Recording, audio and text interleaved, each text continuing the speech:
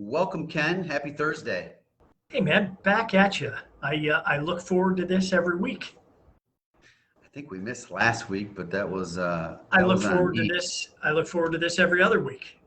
There we go. All right, let's talk about second mortgages. Everything about them. I know that we do a lot of them. We have a ton of. We don't actually originate them, but we direct many folks to different institutions to get them. When I say the What's your word second what? mortgage, Yeah, go I ahead. was just gonna say, what's the shot that you take at me every time you hear the word home equity line of credit? We are big fans of them. Yes, totally. Big fans. All right. So when I say the word second mortgage, let's do a word association. What do you think? I think bridge.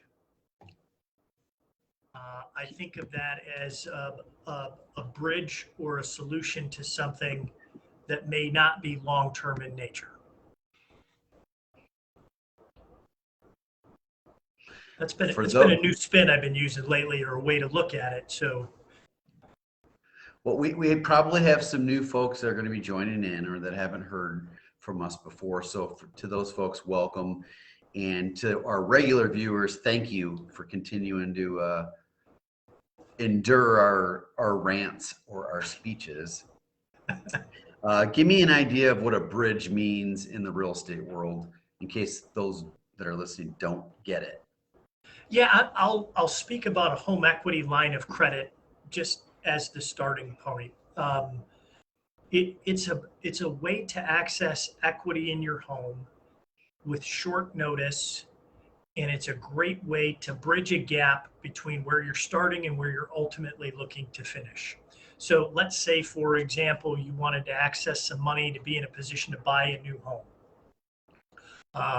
Let's say, for example, you wanted to access some money to consolidate credit, and you think that you can have that credit attacked or paid down within a couple of years.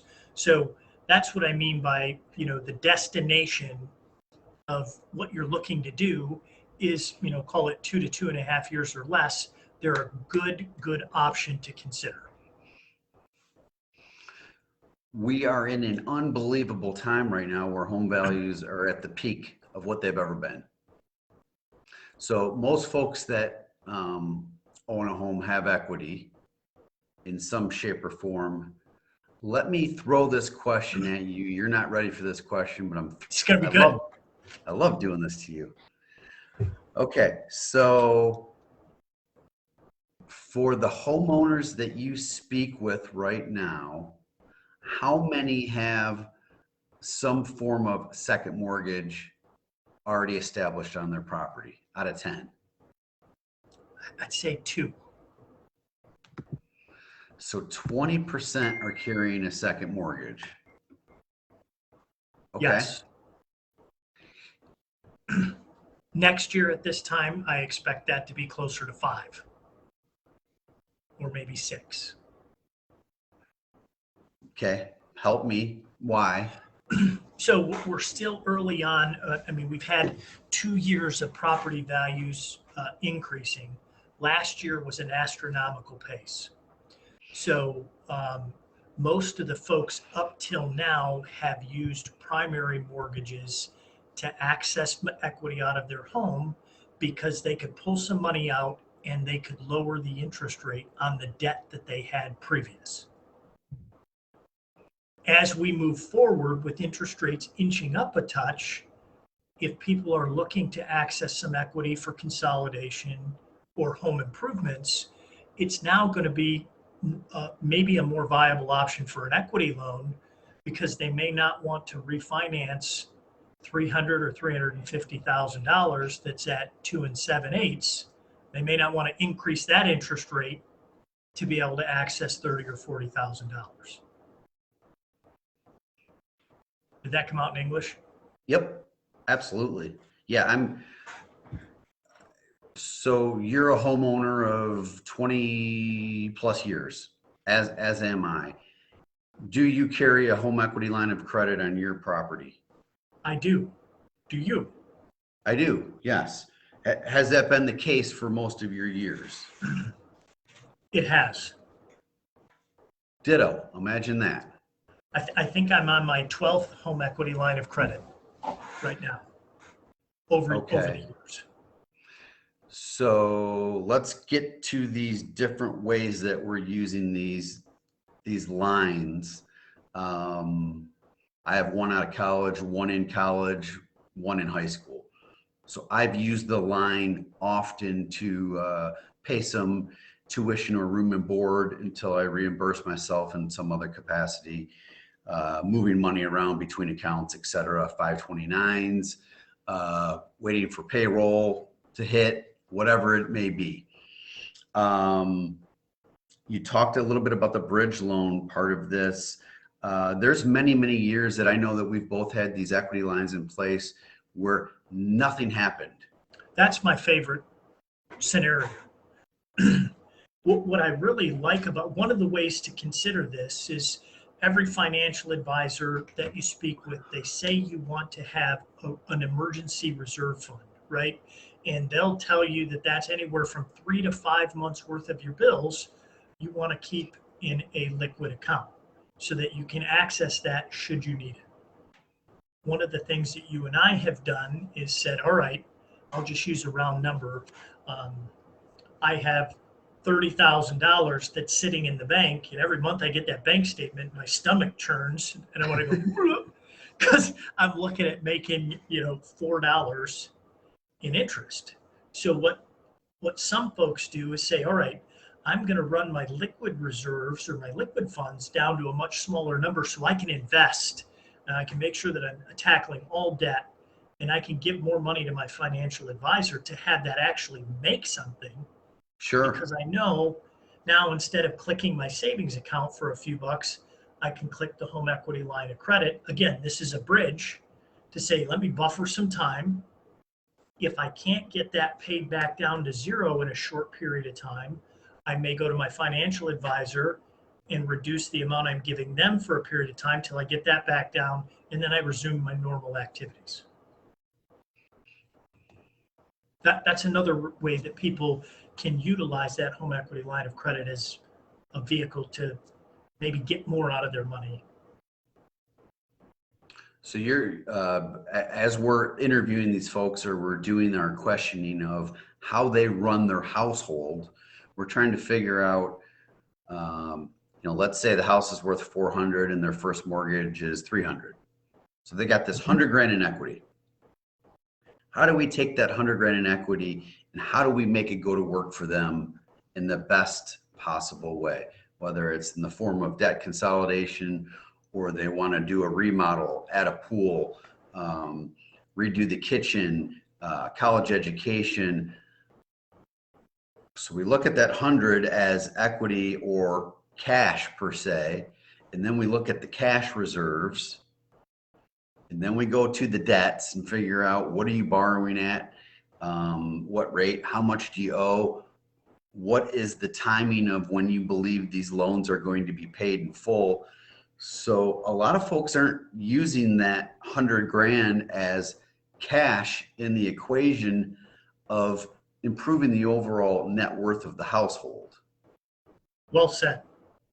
So 2 out of 10 right now is not enough.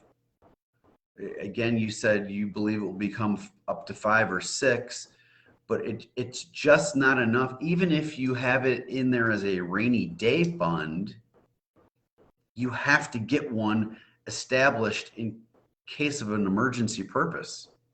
So what's the adage that I remember when you and I started? It is always easier to borrow money when you don't need it or get access to it than it is when you do. And that's a difficult concept for a lot of folks to kind of follow along with because that equity in their home, some people feel that that's like super precious.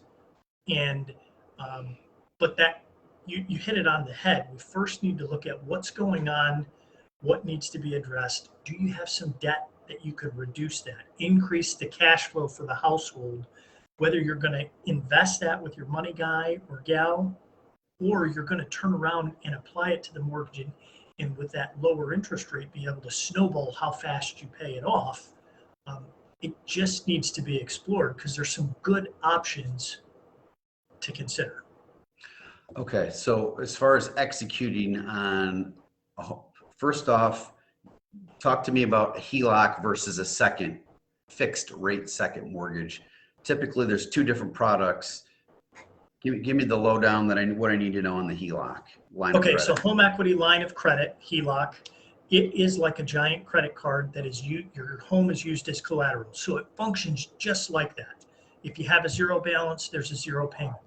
If you need to borrow 1,500, you borrow, they bill you interest only, your obligation to pay more than that to get the balance back down.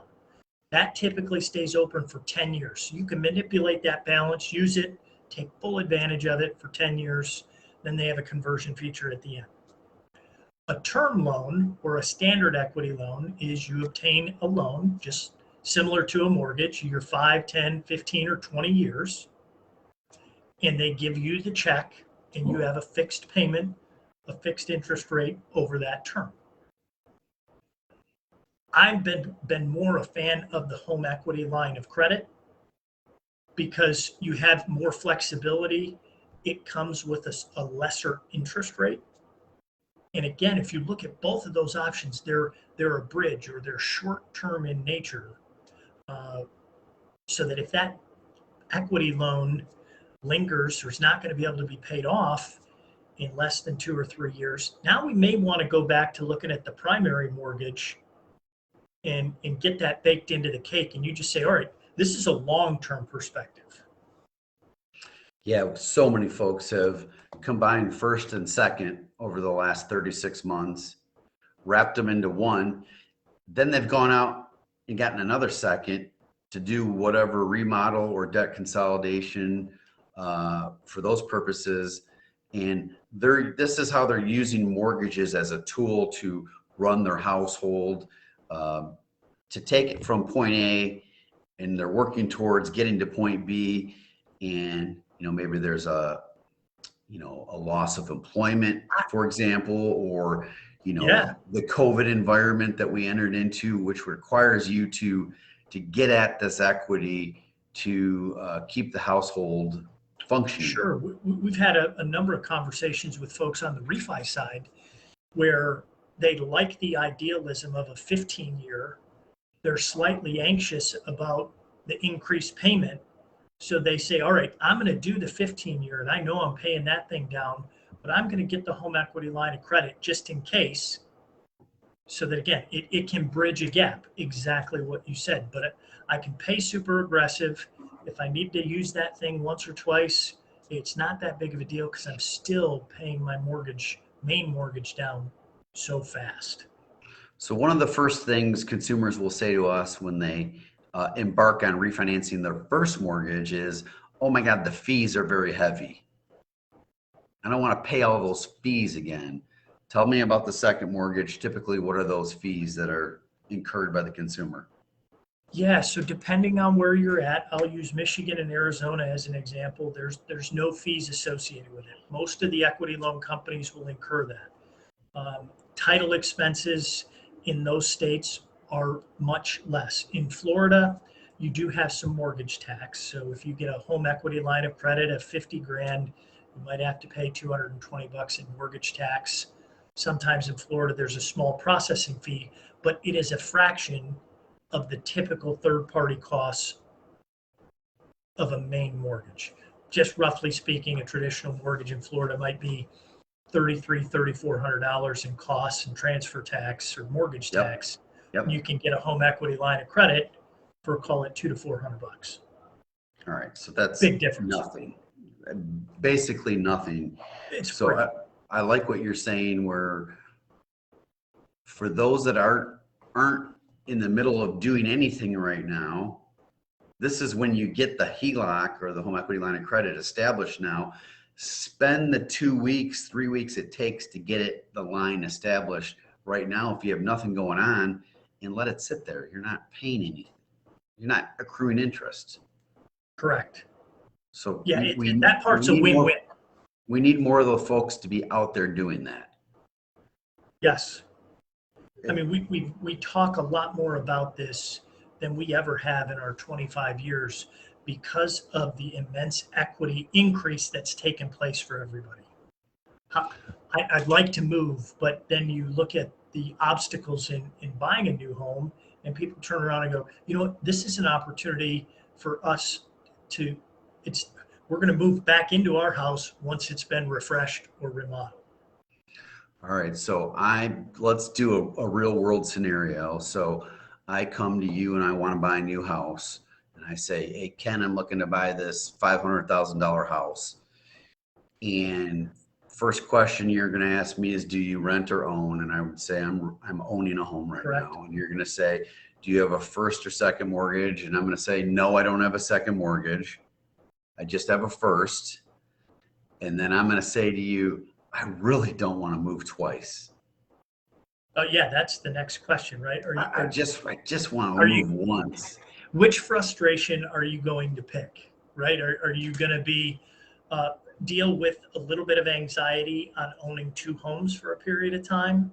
Or are you going to deal with a little bit of anxiety on moving twice? Well, how do I know, how am I going to be able to buy the home I want if I have to wait for the home I have to sell? How does that work? So How can that's it when we work? have, yeah, we dig into, all right, what liquid funds do you have? Let's talk about your checking and your savings. Is that amount that you have there going to be sufficient for a small down payment to allow you to buy before you sell? Many times people don't have the 5% down payment sitting in cash. Then we go to bridge number two, where that's not even a bridge, but we'll go to the first bridge option, which is, do you have the ability to borrow enough from your 401k? That's bridge number one. Bridge number two is, um, do you have a home equity line of credit or a second mortgage in place, and are you open to doing so? And you know, the home equity loan is a better option. The reason we don't see that more is just sometimes when you get in the middle of buying a house, you may not have enough time Too far to down the say road. you're too far. Yeah, you got started a little too late. Yep. Again, back to that emphasis of do it now. Are you getting ready to buy a house in the next 6 to 36 months? Because that's typically how long it takes. Start the process now. So if you need a home equity line of credit lender, Michigan, Arizona, Florida, California, reach out to us. We'll get you over to somebody that can help facilitate that for you so you can get that in place. It's sitting off to the side. You're not paying any interest. But when you get into this jam, a lot of times what happens is, well, that house that I thought that I wanted 6 months ago, which was 500, Ken. Yeah, now it's Ooh, 560. yeah. Oh my gosh. Now I don't have enough. Oh, but my spouse is saying there's no way I'm moving twice. Not doing it. I know that would end in divorce court in my house. So I totally get it. Yes. You don't say there's anxiety, but again, unless you're renting and you're on a month to month, there's some stuff that needs to be navigated. And when you ask people that question, do you want to have, are which do you like least? Moving twice or having the part where you may have multiple homes under ownership for a 2 to 4 week period of time. Or you're moving, but you're not getting really what it is that you want. That's tough Correct. Yeah, for and move up buyers. it is, right? Because they're Why looking am I for moving something. if I'm not getting, yeah, what I You want? have specific needs, otherwise you wouldn't be moving. No, You know, that's it's how true. that's how it works in my house. Like, oh yeah, I'll move. Just If, as if, long as I if. get that one. Well, how the heck are we going to make that work, honey? Well, I don't know. That's not my problem. That's your problem. Yes, you're the one sitting in that mortgage chair. Make Oh, this that's stuff too go funny. away. Exactly. We have It is, and that's the thing that in the conversations with people, uh, that's the part of I feel bad because we're talking about that, and I try to express some urgency on getting started with that, it really helps when I say we don't even do them. But it's not meant to be a sales pitch. It's just, hey, based on everything that you're talking about, there are a ton of benefits of considering these options to get yourself in the right spot. And the thing we hate the most is, man, we don't have enough time, and then it takes a mortgage process a little bit longer, or you got to go into more pains of moving funds, and it's not as simple as clicking a mouse and getting your money ready. That's the All right, part that so is hard. well, we put our money where our mouth is. So I'm sitting on one on my home. You have one on your own home that you've had to use here in the last 60 days. Or 6 months, you've bought two different properties outside of your primary, children, investment Yes, properties, et cetera, that you've needed to use these funds, down payments, remodels, et cetera, until you can turn around and pay yourself back. correct. I'm over there going, I got it ready. We just got approved in Texas. Might have to do something in the state of Texas where I'm going to have to access some of those funds. But we don't want you to be irresponsible with them. Oh, no, right. They're only for people who are responsible and understand that let's say if we're going to use it for debt consolidation purposes and we're going to attack $50,000 in debt, we immediately go to the savings calculator. Okay, so cash flow has increased now, right? We've reduced $50,000 of heavy payments that could have been 5-year terms, 10-year terms, and we're amortizing those over 30. So we have all this extra cash. Well, now we're going to start going month to month with you. How much cash can you replenish back in your liquid savings so you can feel debt free and have cash in the bank? It's like a a double win. But you So got to be true. disciplined. So all that math, he has all these calculators that are going in different directions, and he'll help everybody work through that. Super important stuff here, guys, for all homeowners, and homeowners to understand that these products are in place as tools to help you. I know, and I keep going back to that word bridge. You know, the the second mortgage option is a bridge. It would be a bridge if you were to look to buy a property in Texas.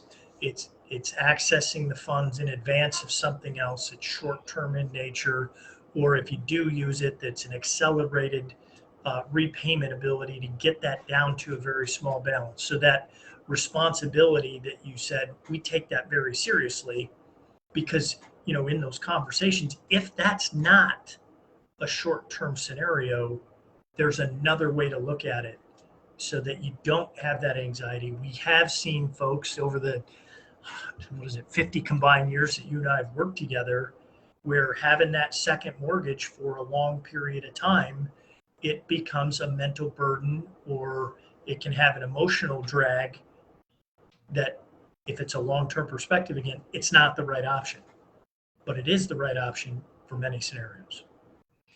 Yeah, we had some folks back in 02, 03, 04, 05, 06 that did second mortgages when they were purchasing a home. And then the 15-year term came up and they had to do something with those seconds that hadn't yet been paid off. A lot of that had to do with the values of their home plummeted during the Great Recession. Yep.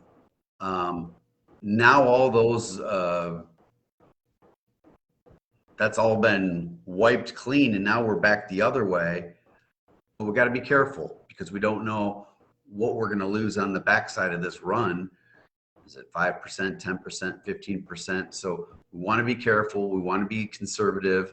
We don't want to suck up all the equity out of the property. That's not good either. That's well said. All right, guys, thank you so much for tuning in. Questions, whenever you're seeing this video, even if you're watching on the replay, just comment and we'll get right back to you and we'll help you work through it all. Yeah. Thanks for tuning in, guys. Have a great week, rest of the week. All right. See ya. See you, bud.